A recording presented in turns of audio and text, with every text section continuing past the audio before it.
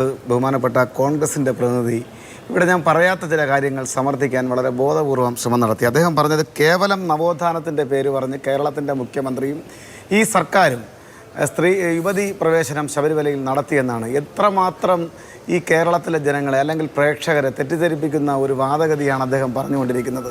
സാമാന്യ ബോധമുള്ള സാമാന്യ യുക്തിയുള്ള ഒരാൾക്ക് പറയാൻ കഴിയുന്ന വാക്കാണോ അല്ലെങ്കിൽ വാചകമാണോ അദ്ദേഹം പറഞ്ഞത്? ബഹുമാനപ്പെട്ട സുപ്രീം കോടതിയുടെ ഭരണഘടനാ ബെഞ്ചിൻ്റെ വിധിയുടെ അടിസ്ഥാനത്തിൽ അവിടെ ഈ രൂപത്തിലുള്ള പ്രശ്നങ്ങൾ ഒരു ഘട്ടത്തിലുണ്ടായി. ഇപ്പോൾ ആഗോള അയ്യപ്പ സംഗമത്തിൻ്റെ ഭാഗമായി ആ വിഷയം വളരെ ബോധപൂർവം ഇതിനോടൊപ്പം ക്ലബ് ചെയ്യാൻ കൂട്ടിച്ചേർക്കാൻ വേണ്ടി വലിയ ബോധപൂർവമായ പരിശ്രമം നമ്മുടെ നാട്ടിൽ നടന്നുകൊണ്ടിരിക്കുകയാണ്. ആ നടത്തുന്ന ആളുകൾക്ക് കൃത്യമായ ലക്ഷ്യമുണ്ട്. അതാണ് ഞാൻ പോയിന്റിലേക്കാണ് ഞാൻ വന്നത്. ആ നടത്തുന്ന ആളുകൾക്ക് കൃത്യമായ ഉദ്ദേശ ലക്ഷ്യമുണ്ട്. അവർ ഹൈക്കോടതിയിൽ പോയി, അത് കഴിഞ്ഞവർ സുപ്രീം കോടതിയിലേക്ക് പോയി. എന്തിനാ പോയത്?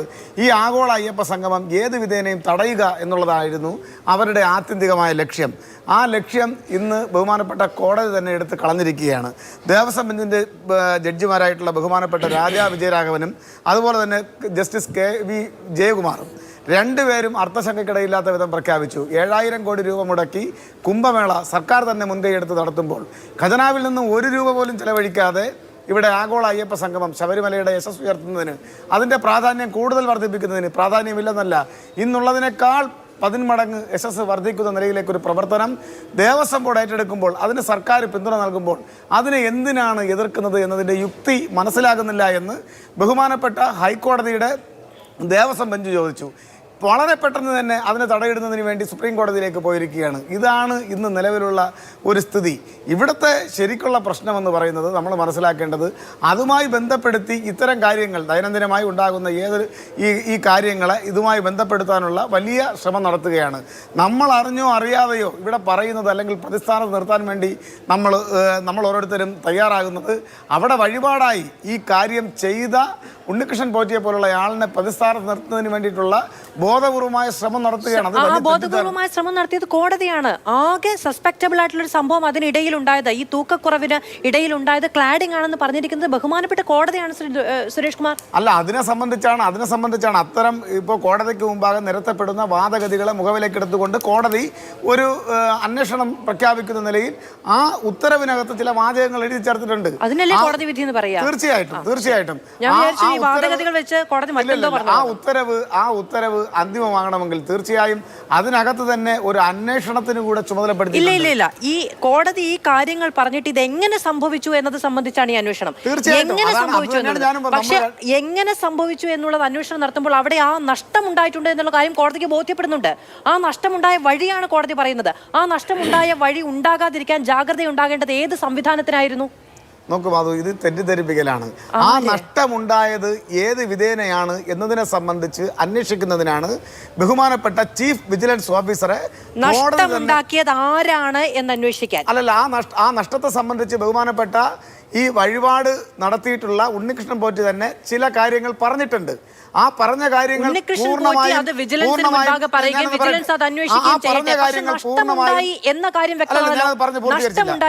വ്യക്തമാണല്ലോ. അല്ലല്ല, ആ നഷ്ടം എങ്ങനെ ഉണ്ടായി, ആ നഷ്ടം എങ്ങനെ ഉണ്ടായി എന്ന് രേഖപ്പെടുത്തേണ്ടത് ഏത് കാലത്തായിരുന്നു? ഏത് കാലത്തായിരുന്നു? ആ നഷ്ടം എങ്ങനെ ഉണ്ടായി എന്നതിനെ സംബന്ധിച്ച് ചില ആശങ്കകളുണ്ട്. ആർക്കും ഉണ്ടായിരുന്നില്ല. ഉണ്ണികൃഷ്ണൻ പോറ്റിക്ക് അല്ല ഉണ്ടാവേണ്ടത്. ഉണ്ണികൃഷ്ണൻ പോറ്റി അല്ല ശബരിമലയിലെ സ്വത്ത് സംരക്ഷിക്കാൻ ഉണ്ണികൃഷ്ണൻ പോറ്റിക്കല്ല ഉത്തരവാദിത്തം. അത് ദേവസ്വം ബോർഡിനാണ്. അങ്ങ് പറഞ്ഞ ഉത്തരവാദിത്തം ദേവസ്വം ബോർഡിന് ഉണ്ടായിരുന്നില്ല. അദ്ദേഹം പറഞ്ഞ് പൂർത്തീകരിച്ചത് അതിനകത്ത് കെട്ടിയ കമ്പി ഉൾപ്പെടെയുള്ള തൂക്കം ഇതിനകത്ത് വന്നിട്ടുണ്ടോ? ഞാനത് അടിവരയിട്ട് പറയാത്തത് അന്വേഷണത്തിന്റെ ഭാഗമായി ഒരു തീരുമാനത്തിലേക്ക് എത്തിച്ചേരും. അതായിരിക്കും ഫൈനൽ ഡിസിഷൻ. അങ്ങനെ അത്ര ഉത്തരവാദിത്തമുള്ള അന്വേഷണം 2019 ഉണ്ടാകണമായിരുന്നു. 2019 29-ാം തീയതി അവിടെ എത്തിയ ഈ പറയുന്ന പാളികളിൽ 4 കിലോഗ്രാമിലധികം വ്യത്യാസം ഉണ്ടായപ്പോൾ ദേവസ്വം ബോർഡ് അത് അന്വേഷിക്കണമായിരുന്നു. ദേവസ്വം ബോർഡ് ഉദ്യോഗസ്ഥർ റിപ്പോർട്ട് ചെയ്യണമായിരുന്നു. ദേവസ്വം ബോർഡ് അന്വേഷിച്ച് പോറ്റിയോട് ചോദിക്കണമായിരുന്നു എവിടെ പോയി എന്ന്. അന്ന് അപ്പോൾ നമുക്ക് ഈ പറയുന്ന കമ്പിയാണോ കല്ലാണോ കയറാണോ എന്ന് സംബന്ധിച്ച് ഉത്തരവാദിത്തം ഉണ്ടാകണമായിരുന്നു. ഇതൊന്നും ഉണ്ടായില്ല. ഈ പാളിയുടെ തൂക്കത്തെ സംബന്ധിച്ച് അദ്ദേഹം തന്നെ ചില കാര്യങ്ങൾ പറഞ്ഞിട്ടുണ്ട്. അത് അദ്ദേഹത്തിന്റെ വാദഗതി. ദേവസ്വം ബോർഡിന് ഈ കാര്യങ്ങളെ സംബന്ധിച്ച് പറയാനുണ്ടാവും. ഇവിടെ എപ്പോ പറയും? ഞാൻ പറയട്ടെ, അന്വേഷണ ഉദ്യോഗസ്ഥർ 2019 മുതൽ 2025 വരെ ദേവസ്വം ബോർഡ് എന്തുകൊണ്ട് ഇത് പറഞ്ഞില്ല? ശബരിമലയിലും അതുപോലെ തന്നെ ആറന്മുളയിലും സ്ട്രോങ് റൂമുകളുണ്ട്.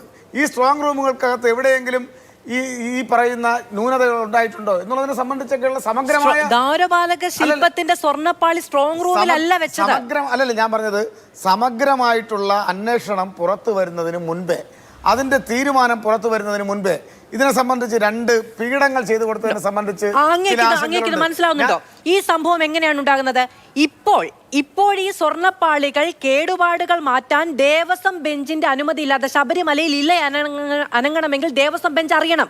ദേവസ്വം ബെഞ്ചിന്റെ അറിവും അനുമതി ഇല്ലാതെ ഇത് കൊണ്ടുപോയത് എന്തിനെ എന്ന അന്വേഷണത്തിന്റെ പശ്ചാത്തലത്തിലാണ് പഴയ മഹസറുകൾ അടക്കം പരിശോധിച്ചപ്പം 4 കിലോ കാണുന്നില്ല എന്നുള്ള ബോധ്യം ഉണ്ടായത്.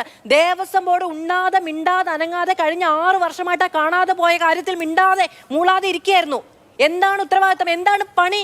അല്ല, ഈ വിധിക്കകത്ത് തന്നെ വളരെ കൃത്യമായി പറഞ്ഞിട്ടുണ്ട്. ആ പഴയ മഹസറുകൾ, രേഖകൾ മുഴുവനും വളരെ കൃത്യതയോടുകൂടി പരിശോധിക്കാൻ അതിനകത്ത് വളരെ കൃത്യമായി പറഞ്ഞിട്ടുണ്ട്. ആ രേഖകൾ പരിശോധിക്കുന്നതോടുകൂടി ഈ വിഷയത്തിനകത്ത് നമ്മളേവരും പെടുന്ന ആശങ്കയ്ക്കകത്ത് കൃത്യമായൊരു തീരുമാനം ഉണ്ടാകും എന്ന് തന്നെയാണ് ഞാൻ പ്രതീക്ഷിക്കുന്നത്. സ്വാഭാവികമായും ആ തീരുമാനം വരുന്നതിന് മുൻപേ നമ്മൾ എന്തിന് മുൻവിധിയിലേക്ക് എത്തിച്ചേരണം? മുൻവിധി എന്നുള്ള ആലങ്കാരിക മുൻവിധിയില്ല. കോടതി ഉത്തരവിന് മുൻവിധി ഉണ്ടെന്നാണ് പറഞ്ഞാൽ മുൻവിധിയുണ്ട്. 2019 മുതൽ ഇന്ന് വരെ ദേവസ്വം ബോർഡ് ഇതുമായി ബന്ധപ്പെട്ട് ഒരു ചുവട് വെച്ചിരുന്നെങ്കിൽ മുൻവിധി എന്ന വാക്ക് ഞാൻ എടുത്തേനെ. പക്ഷെ നിവൃത്തിയില്ല.